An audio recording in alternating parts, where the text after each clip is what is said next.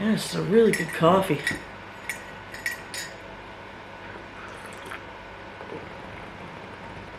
Well, I'm glad you're sticking around for this second article here. It's called, it's from the book Surviving Canada.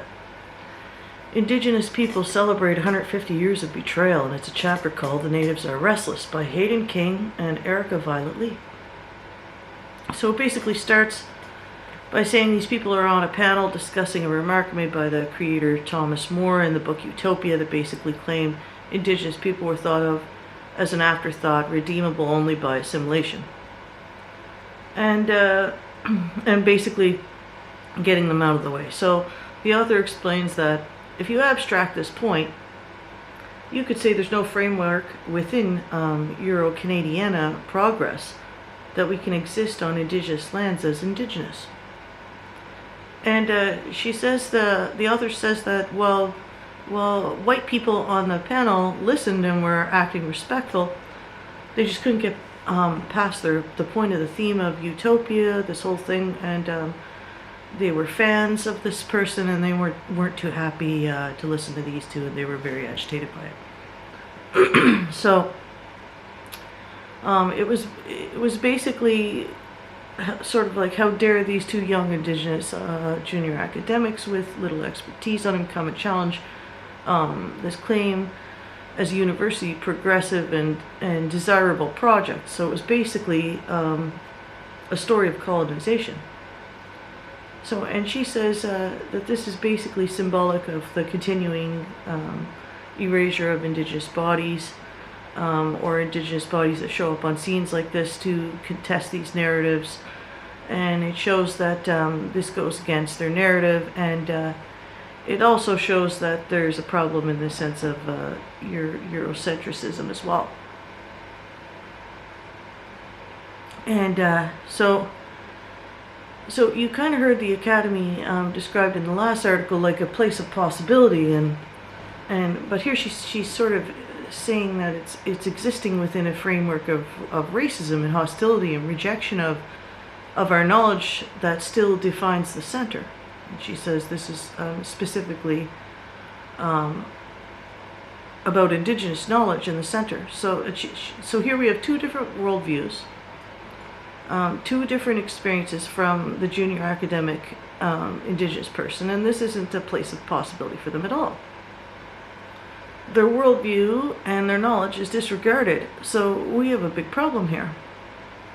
So she's questioning that if the inclusion aspect of the whole aiming for inclusion in the institution is even possible, or if it's just an old trap of respectability politics.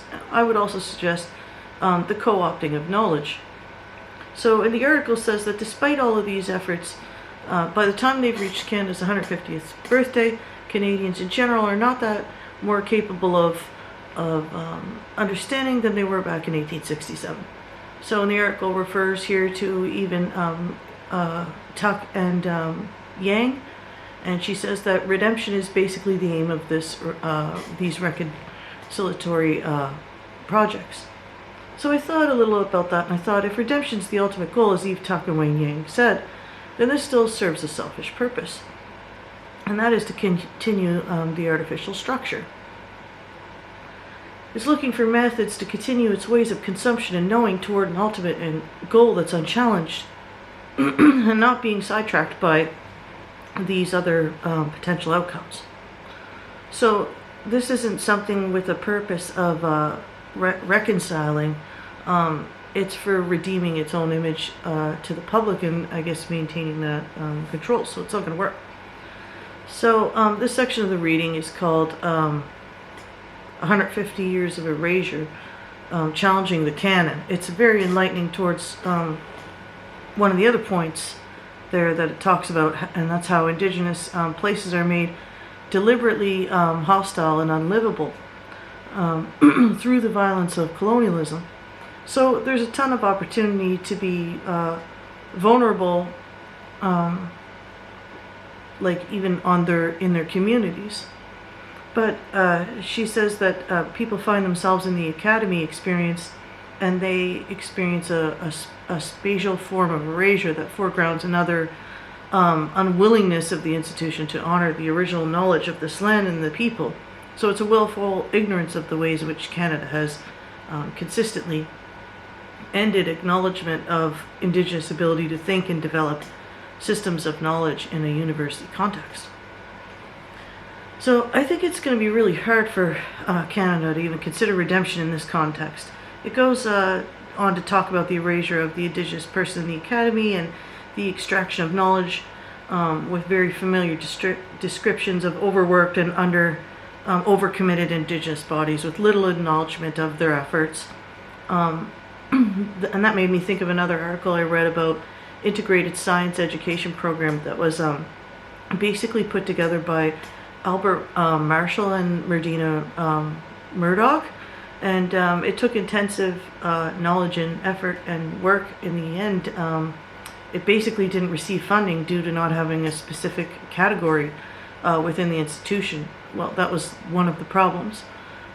It didn't fit into the institution's ways of knowing, so it was basically on the outside, left to itself, and eventually it was canceled. And I thought about one of the end statements where even the most well-intentioned attempts to integrate Indigenous knowledge and people into the existing structure of Canadian universities may still result in the exploitation of Indigenous labor and, more often than not, the tokenization of Indigenous students. That's kind of depressing. I wish I was a little younger for this kind of battle. I'm already exhausted enough thinking of what could possibly happen. It finishes with a hopeful message that Indigenous thought is alive, but where does that leave an Indigenous academic? Does this mean we are automatically destined to fight the academy or have our knowledge swallowed up by the machine? And what is the alternative? Is there one? I'll ask my dog. Is there an alternative? He doesn't know, Dion. He's thinking maybe the answers lie in the next articles for next week. But either way, that's all I have for this week. So thanks for dropping by and listen to me talk about the articles.